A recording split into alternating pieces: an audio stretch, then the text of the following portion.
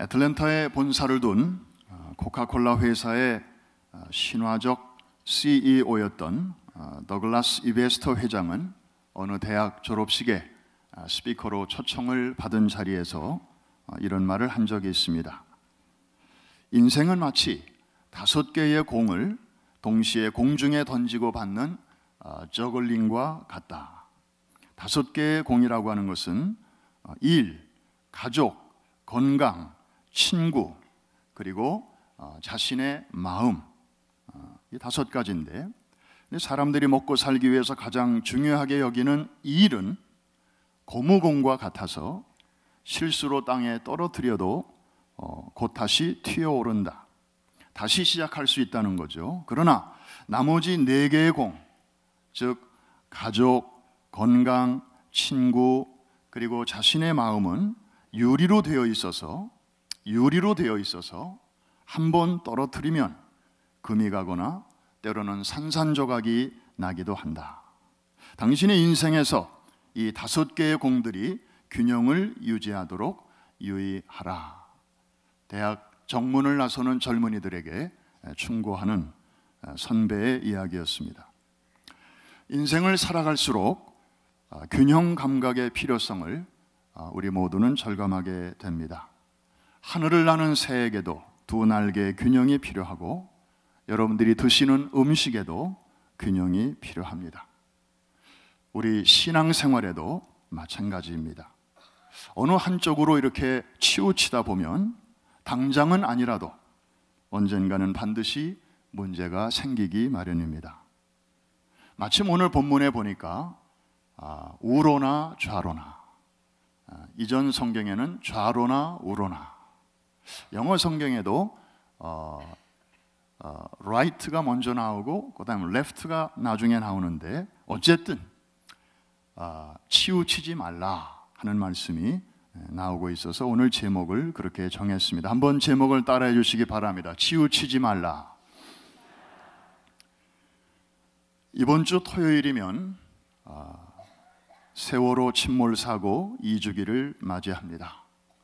벌써 2년 전 일이네요. 세월호 침몰 사고는 2014년 4월 16일 부활주의를 사흘 앞둔 고난주간 목요일 아침에 발생했습니다. 오전 8시 50분경 대한민국 전라남도 진도군 조도면 부근에 있는 해상에서 청해진 해운 소속의 인천발 제주행 연안여객선 세월호가 전복되어 침몰한 사고였습니다. 이 사고로 탑승인원 476명 중에서 다행히 172명이 구조되고 295명이 사망, 여전히 9명이 실종되었습니다.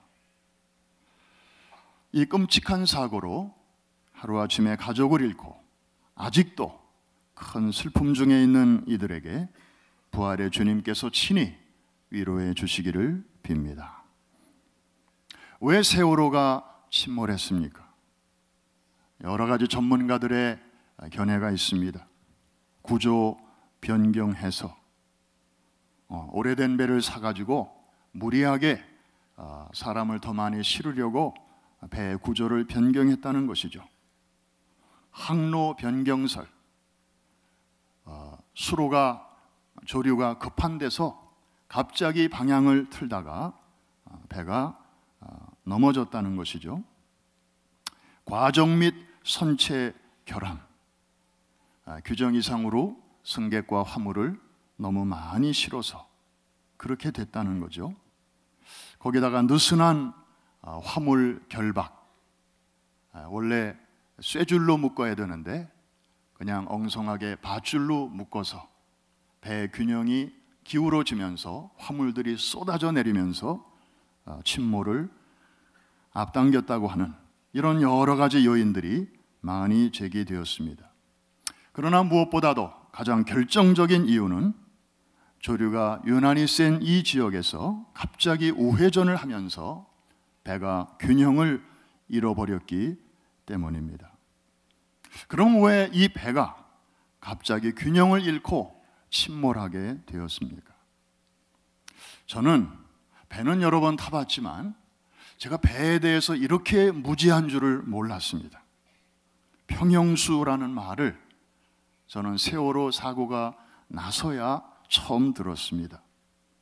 모든 선박에는 배의 무게 중심, 곧 균형을 유지하기 위해서 배 밑바닥에 탱크가 있고 거기에 바닷물을 잔뜩 담아 놓는데, 이게 바로 배의 균형을 잡아준다고 해서 우리말로는 평형수라고 하고 영어로는 ballast water라고 그렇게 말을 한답니다. 그래서 보통 배에는 왼쪽에 탱크가 3개, 오른쪽에 탱크가 3개 이렇게 있다는 것입니다. 그런데 사고가 난 이 세월호 배는 평형수를 규정보다 4분의 1밖에 채우지 않고 이제 출항을 한 것이었습니다. 왜 그렇게 했을까요? 평형수를 규정대로 채우면 배가 무거워지고, 배가 무거워지면 손님과 화물을 더 이상 실을 수가 없게 되기 때문입니다. 거기다가 아까 말씀드린 대로 화물들은 원래 단단한 쇠줄로 이것을 묶어야 되는데 밧줄로 느슨하게 묶다 보니까 배가 방향을 틀 때 이 그렇지 않아도 과적된 화물들이 이제 쏟아져 내리면서 침몰을 앞당겼다는 것입니다. 한마디로 좀 더 많은 수입을 올리려고 하는 인간의 욕심이 승객의 안전보다도 앞선 결과 결정적인 순간에 배가 복원력을 상실하고 거꾸로 침몰하고 마는 것입니다. 사실 우리 인생은 세월이라고 하는 배를 타고 세상이라는 바다를 항해하고 있습니다. 그래서 옛 성현들은 우리 인생을 가리켜 망망대해에 떠있는 이력편주와 같다고도 노래하지 않았습니까? 위에는 늘 거센 바람이 있습니다. 그리고 아래에는 거친 풍랑이 늘 있기 마련입니다. 이런 바다에서 배가, 한 척의 배가 목적지에까지 넉넉히 이르기 위해서는 여러분의 인생의 배에도 평형수가 든든히 채워져 있어야 되는 줄로 믿습니다.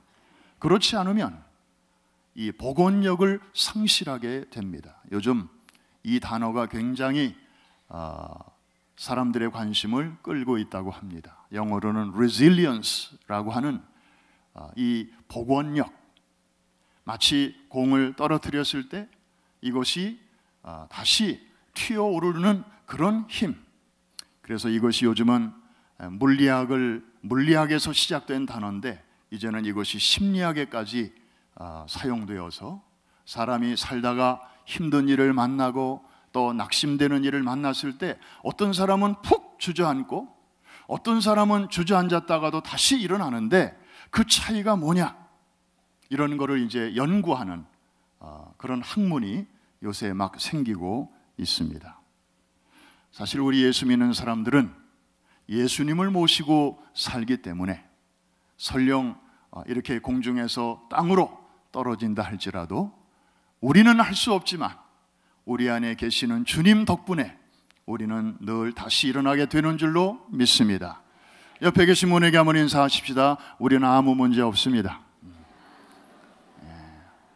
그런데 이제 세상에서는 도대체 왜 사람들이, 어떤 사람은 주저앉은 다음에 일어나지를 못하냐, 이런 여러 가지 관심을 가지고 학문적으로 이것을 연구하는 것이죠. 그러면 우리에게 반드시 필요한 이 평형수, 과연 그것이 무엇일까 하는 것입니다. 성경을 읽다 보니까 드디어 그 평형수가 나오더라고요. 우리에게도 필요한 그 평형수. 결론부터 말씀드리면 우리에게도 이 물이 필요한데 하나님께서 우리에게 가장 실제적으로 주신 이 귀한 평형수, ballast water는 하나님의 말씀인 줄로 믿습니다.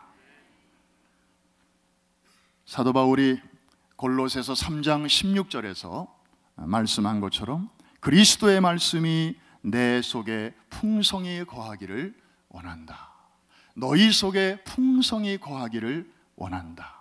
마치 배의 평형수처럼 세월호처럼 4분의 1 정도만 채우지 말고, 그리고 딴 거로 그 배에 채우지 말고, 한번 따라 하십시다. 그리스도의 말씀이 풍성히 거하여. 우리 저 말씀 한번 같이 한번 힘차게 외쳐보십시다. 시작. 그리스도의 말씀이 너희 속에 풍성히 거하여 모든 지혜로 피차 가르치며 권면하고 시와 찬미와 신령한 노래를 부르며 감사하는 마음으로 하나님을 찬양하고. 할렐루야. 자, 저기까지는 우리가 다 이렇게 고백할 수 있는데, 문제는 구체적인 강론이에요. 총론은 다 알고 있는데, 과연 하나님의 말씀이 우리 안에 풍성히 거하게 한다는 게 뭐고, 그렇게 하려면 어떻게 해야 되는 것입니까? 역시 성경을 읽어보면 그 방법까지도 하나님이 다 가르쳐 주셨어요. 시편 1편 2절, 여러분이 아주 애송하시는 그 말씀에 보니까 저런 말씀이 있습니다. 저렇게 하면 되는 것입니다. 시작. 오직 여호와의 율법을 즐거워하여 그의 율법을 주야로 뭐 하는도다? 묵상하는도다. 그냥 한 번 듣고 지나가는 게 아니고, 그 말씀을 아침에도 저녁에도 집에서도 일터에서도 운전하면서도 이제 떠올리고 또 묵상하고, 그러면서 생활 속에 연결시키고 적용하는 것이죠. 그럴 때 우리에게 어떤 유익이 있는가? 시편 119편 11절에 귀한 말씀이 있습니다. 다시 한번 다 같이 한번 읽습니다.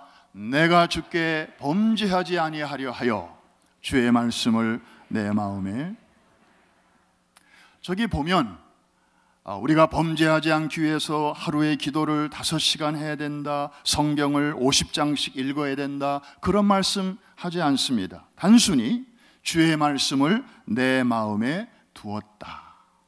내가 범죄하지 아니하려 하여 주의 말씀을 내 마음에 두었다. 그렇게 말하고 있습니다.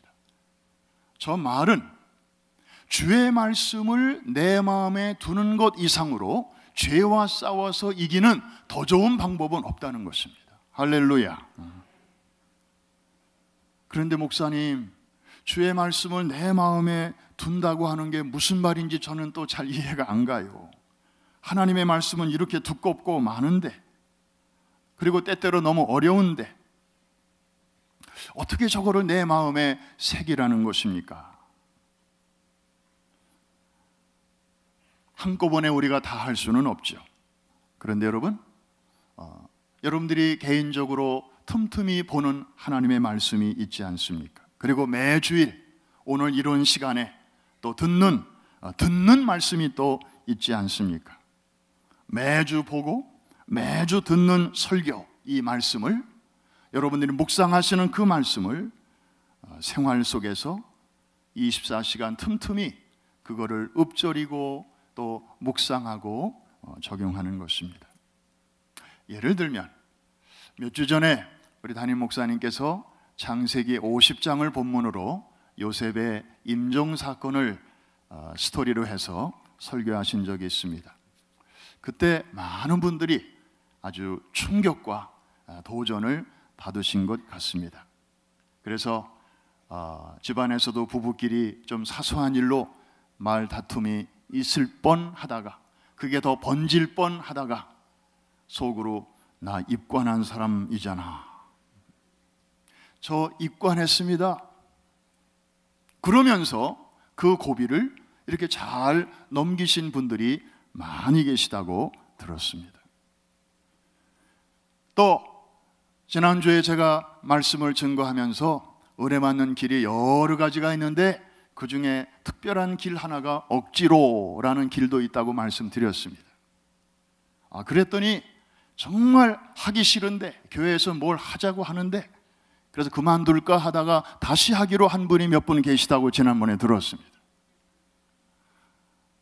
에클레시아도 마찬가지고, 그래서 꼭 내가 정말 이렇게 내켜서 할 때에도 하나님이 은혜를 주시지만 어떤 일은 너무너무 좋은 일인데 내가 아직 관심이 없고 준비가 없고 그런 상태에서 그냥 떠밀려서 그 자리에 갔는데 하나님께서 또 이렇게 은혜의 문을 열어주시는 일들이 많이 있는 것을 우리가 압니다. 그러니까 한번 들은 바 된 말씀을 우리가 계속해서 되새기고 또 적용하고, 이것이 바로 주의 말씀을 내 안에 평형수로 이렇게 받아들이게 되는 것입니다. 수많은 말씀 가운데서 여러분들이 그렇게 생활 속에서 경험하는, 경험되어지는 그런 말씀이 하나하나씩 늘어갈수록에 여러분이 탄 인생의 배는 험한 세상을 항해하면서 때때로 흔들리고 때때로 출렁거리지만 그 평형수 덕분에 목적지에까지 넉넉히 가게 되는 줄로 믿습니다. 이건 이론이 아닙니다. 이것은 실제입니다. 어느 미국 성도는 성경을 읽다가 혹은 설교를 듣다가 맞아, 저거는 꼭 나에게 주시는 말씀이야, 그렇게 느껴지면 그 성경에다가 FM이라고 메모를 해놨다고 합니다. 자기만 아는 암호죠. 뭐의 약자인가 하고 봤더니 For me, FM. 그리고 이 말씀은 우리 마누라한테 꼭 필요한 말씀인데 그런 거는 FY 이렇게 써놨다는 거예요. For you 이렇게.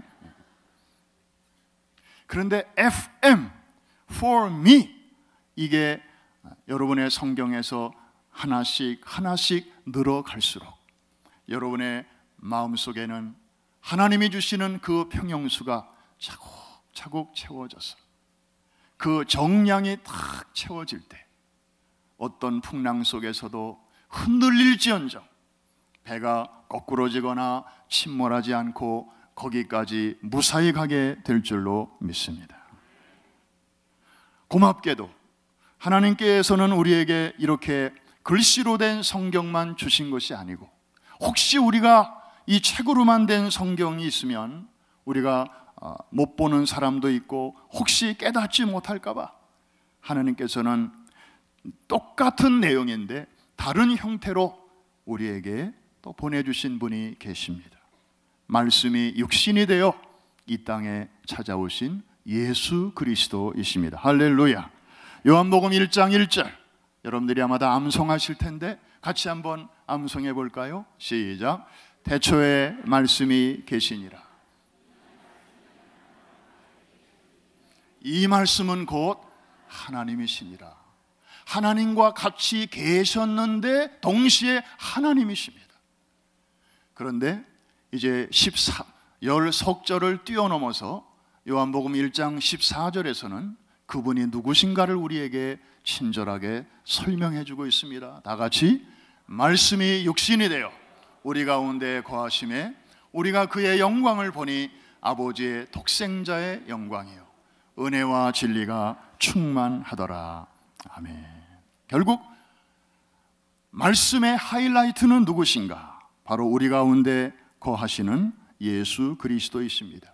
다시 말해서 말씀이 글자로만 얽매여 있는 것이 아니라 인격으로 우리 안에서 살아 움직이시는데 그분이 바로 부활하신 예수 그리스도, 하나님의 영, 그리스도의 영, 곧 성령으로 우리 안에 내주하시는 예수 그리스도이신 줄로 믿습니다.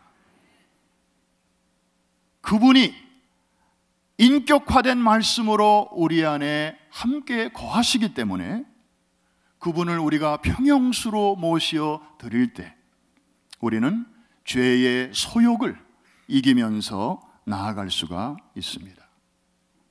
여러분, 살면서 우리는 수많은 유혹을 받습니다. 정말 장난이 아닙니다. 정말 우리가 성경대로 살아가야 된다고 생각은 하지만 막상 그 상황에 딱 부딪히면 고민이 이만저만이 아닙니다. 그럴 때 이렇게 한번 생각해 보시면 어떨까요? 지금 주변에 아무도 보는 이가 없는데 내가 그렇게 한다고 해서 뭐라고 야단칠 사람도 없는데 그런데 예수님이 지금 보고 계시잖아. 지금 빤히 나를 보고 계신데, 내 안에서 나를 지금 지켜보고 계신데, 내가 그분을 무시하고 이 일을 계속한다면 그분을 없는 사람 취급하는 것인데, 주님 마음이 어떠실까? 나도 내가 그 옆에 서 있는데 나를 마치 없는 사람 취급하고 1시간 내내 나 아는 척도 안 하고 말도 한마디도 안 걸고, 그러면 나도 정말 자존심 상하고 기분 나쁜데, 하물며 부활하신 예수님, 내가 투명인간 취급하고 이 일을 계속한다면 그건 주님에 대한 예의가 아니지.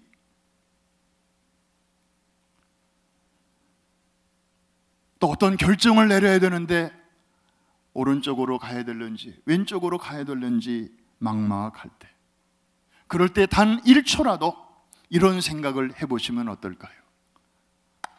이럴 때 예수님이라면 어떻게 하셨을까? 어떤 결정을 하실까? What would Jesus do? 너무 정신이 없지만 한 1초나 2초 시간 내서 그런 생각을 한번 딱 해보면 어떠실까요? 그 짧은 시간이지만 우리 안에 거하시는 성령 하나님, 예수 그리스도의 영, 그분께서 여러분에게 순간적으로 할 말과 그리고 해야 할 일들을 안내해 주실 줄로 믿습니다. 느헤미야서에 보면 느헤미야가 왕 앞에서 정말 긴장하면서 자기 동족을 위한 중요한 일을 이제 부탁을 드리는 상황에서 성경에 보니까 느헤미야가 묵도했다 그랬습니다. 다니엘처럼 자기 집에 돌아가서 창문을 열어놓고 기도할 수 있는 그런 여유도 없었어요. 그냥 왕 앞에서 정신이 하나도 없는 초긴장 상태에서 그냥 묵도했는데, 하나님께서 그 순간에도 하나님이 지혜를 주시고 왕과 주변 사람들에게 은혜를 베풀어 주시어서 백성들에게 유리한 방향으로 역사가 틀어질 수 있도록 그의 기도를 들어주신 것을 우리가 잘 알고 있습니다. 사랑하는 성도 여러분, 이제 결론은 분명합니다. 이제부터라도 여러분의 심령 속에 말씀의 평영수로 채워 가시기를 주의 이름으로 축복합니다. 특별히 평영수는 떠나기 전에 채워야 되는 것입니다. 출항하기 전에 점검해야 되는 것입니다. 평안한 때에 말씀의 평영수를 가득 채워야 합니다. 그래야 힘들고 어려울 때, 풍랑을 만났을 때, 위기에 처했을 때 바로 그 평영수가 거기서 제 역할을 할 수 있는 것입니다. 성경에도 보니까 요한계시록 3장 10절에 어려운 중에서도 믿음을 지키며 올곧게 그 시대를 헤쳐나가는 빌라델피아 교회와 성도들을 향하여 칭찬하시고 축복하시는 말씀이 거기 기록되어 있는데, 계시록 3장 10절 같이 한번 읽습니다. 내가 나의 인내의 말씀을 지켰은즉.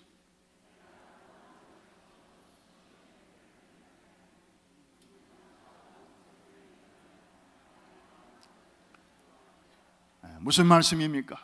내가 평안한 때에 인내로서 내 말을 지키는 데 힘썼은즉, 내가 장차 온 세상에 어마어마한 시험과 환난의 날에 올 것인데 그때는 내가 너희를 지켜주리라 하는 약속의 말씀입니다. 말씀의 평영수를 지금 준비하는 사람들에게 하나님께서는 위기의 날에 저들을 안보해 주신다는 약속의 말씀인 것입니다. 오늘도 이제 어쩌면 죽을지도 모르는 예루살렘으로 향한 여행을 떠나면서 사랑하는 교우들을 그들에게 유언적으로 말씀하신 내용의 사도행전 20장 32절에 있습니다. 마치 이 말씀은 전쟁터에 나가는 군인이 자기 사랑하는 아내와 자식들을 누구에게 맡길까? 내가 혹시 죽을지도 모르는데 내가 없는 이 가정을 누구한테 맡기면 나처럼 잘 보살펴 줄 것인가 찾고 찾다가 드디어 든든한 대상을 찾은 사람처럼 저렇게 말씀하고 있는데, 우리 같이 한번 읽습니다. 시작. 지금 내가 여러분을 주와 및 그 은혜의 말씀께 부탁하노니 그 말씀이 여러분을 능히 든든히 세우사 거룩하게 하심을 입은 모든 자 가운데 기업이 있게 하시리라. 우리 주님께 맡기고, 그리고 그 주님의 은혜의 말씀께 내가 너희들을 맡기고 떠나니 내 마음이 참 편안하다, 든든하다, 이런 말씀입니다. 말씀이 평형수가 됨을 바울은 저렇게 표현했던 것입니다.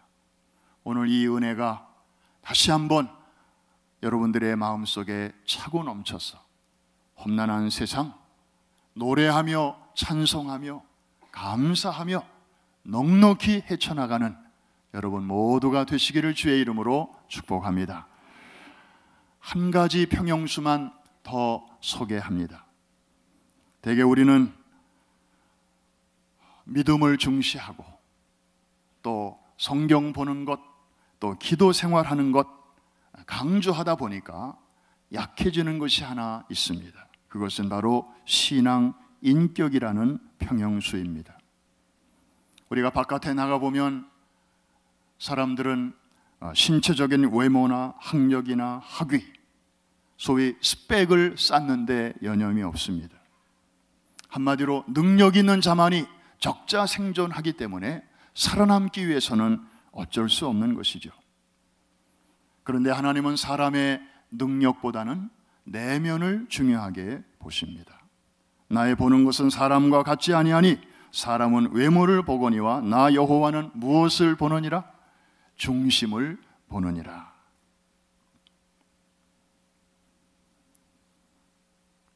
그런데 우리는 너무도 자주 인간으로서의 기본적인 인격을 무시할 때가 있습니다. 때로는 교회 안에서도 신앙을 내세워서 비인격적인 말과 행동을 주변 사람들에게 나도 모르게 무심코 그렇게 함으로써 다른 사람들에게 고통을 안겨줄 때가 있습니다. 함부로 반말을 한다든지, 그리고 정말 우리가 교회 안에서 서로 상처를 주고받는 것들은 당신 왜 권사인데 기도 안 해? 당신 왜 집사인데 성경 왜 안 봐? 이런 거 가지고 싸우는 경우는 별로 못 봤습니다. 다 신앙 외적인, 그저 이렇게 인사를 했는데 안 받았다는지, 혹은 그 사람 없을 때 한 말이 이렇게 돌아가지고 본인의 귀에 들려서 마음에 상처를 줬다든지, 다 그런 일들입니다. 정말 큰 일보다는 사소한 일들 때문에 문제들이 생기는 것입니다. 가만히 보면 참 신기해요. 어떤 사람이고 큰 산에 발뿌리가 걸려서 실족하는 사람은 한 사람도 못 봤고, 다 작은 돌에 이제 발이 삐끗해서 넘어지는 사람은 많은 것입니다. 우리 성도들이 큰일 앞에서는 의외로 대범한데, 의외로 사소한 일 앞에서 우리가 이렇게 흔들리고 또 상처를 주고 받는 것은 믿음과 함께, 신앙과 함께, 말씀의 평형수와 함께 신앙 인격의 평형수도 우리 안에 갖추어야 될 줄로 믿습니다. 능력이 우리를 높은 곳에 올려다 줄 수는 있습니다. 그러나 그 상태를 유지하게 만드는 것은 우리의 신앙의 인격입니다. 성경도 보면 예루살렘 성전이 있고 그 성전 주변에는 성벽이 있었습니다. 성벽은 성전을 지켜주고 보호해주는 역할을 합니다. 성전이 무너지기 전에 먼저 무너지는 것이 바로 성벽이었습니다. 성벽이 무너지면 외적의 침입 앞에 무방비 상태가 되는 것이죠. 하나님이 임재하시는 상징인 예루살렘에도 성전과 함께 성벽이 있었거늘 우리의 마음에도 하나님의 말씀과 함께 그것을 에워싸는 신앙의 인격의 벽이 든든할 때 우리 자신도 바로 서고 또 다른 사람에게도 덕을 세우게 되는 줄로 믿습니다. 지도자들의 실패는 90%가 인격에서의 실패라는 조사가 있습니다. 잘 나가던 지도자가 하루아침에 추락했던 그런 사례들을 우리는 주변에서 많이 보고 있습니다. 사랑하는 성도 여러분, 이제 말씀을 맺습니다. 구약성경 호세아서에 보면 하나님을 떠나서 등지고 달아나는 그 이스라엘을 가리켜 하나님께서는 뒤집지 않은 전병이라는 표현을 하셨습니다. 마치 우리 시대 우리를 향하신 하나님의 경고의 메시지처럼 들립니다. 전병, 우리식으로 말하면 빈대떡입니다. 여러분, 빈대떡은 양쪽이 골고루 잘 구워져야 합니다. 적당히 뒤집어서 잘 익혀야 먹기가 좋습니다. 아무리 값비싼 고기라도 뒤집지 않아서 한쪽으로만 계속 탄 고기는 아무리 비싸도 먹을 수가 없습니다. 탄 고기 먹으면 암병 걸린대요. 그래서 아무리 아까워도 그런 고기는 다 버릴 수밖에 없습니다. 사랑하는 성도 여러분, 빈대떡도 고기도 우리가 잘 구워져야 사람이 먹을 수 있다면 우리의 신앙생활에도 반드시 잘 구워지는 균형이 필요한 줄로 믿습니다. 여러분들의 기도 생활은 어떻습니까? 자기 자신과 내 가족들을 위해서 10분 기도했다면 다른 가정을 위해서 아픈 이들과 힘들어하는 목장 식구들과 그리고 여러분의 기도가 필요한 여러분이 알고 있는 누군가를 위해서 타자를 위한 기도도 10분 아니 그 이상 해야 할 것입니다. 그래야 나도 살고 남도 잘 되는 윈윈의 기쁨을 누릴 수가 있을 것입니다. 사회생활을 하면서도 우리는 밖으로만 나가면 교회 같지 않습니다. 교회에는 공통적인 사람들만 모이는 곳입니다. 성도들의 모임입니다. 그러나 우리가 저 정문만 나가면 믿음의 체계가 다른 이들과 우리는 더불어 살아가야 됩니다.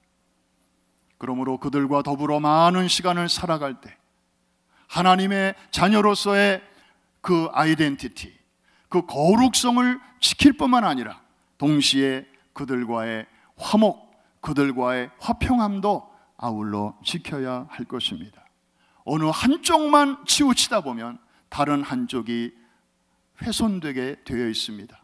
잘못하면 성도들이, 교회들이 또 하나의 개토가 되어서 믿지 않는 사람들과는 어울리지도 못하고 그저 자기들끼리만 그렇게 어울리면서 찻잔 속의 태풍처럼 주변에는 아무런 영향력도 미치지 못하는 그러한 집단으로 축소될 가능성이 많습니다. 유럽을 보십시오. 언제 이런 날이 올 줄 저들이 상상이나 했겠습니까? 많은 나라들이 주일날 교회 나가는 인구가 전 국민의 5%도 되지 않는 그런 나라들로 전락하고 있습니다. 그러므로 화평함과 거룩함을 유지하라. 히브리서에 나오는 말씀을 우리는 기억하고 이 밸런스를 잘 유지해야 될 줄로 믿습니다. 자녀들을 교육하는 데 있어서도 유대인들의 그 지혜처럼 오른손으로는 벌을 주었다면 왼손으로는 그 벌받고 아파서 우는 아이를 안아 주어야 할 것입니다. 이 밸런스가 유지되어야 합니다. 요즘 한국에서 들려오는 뉴스를 들으면 너무 참 가혹합니다. 너무 가슴이 아픕니다. 어떻게 부모 자식지간에 아무리 자식이 실수했기로서니 너무 한쪽으로 지나치게 이렇게 치우치다 보니까 아이들에게는 씻을 수 없는 상처를 안기고 또 반대로 하나 내지 둘밖에 요즘은 안 나니까 뭐 이런 일을 해도 오냐, 또 실수해도 오냐, 기죽지 마라, 기죽으면 너 사회생활 못한다, 그래가지고 다 잘한다 그렇게 해놓으니까 나중에 결혼생활 하면서도 서로 양보를 못하고 기죽으면 죽는 줄 아니까.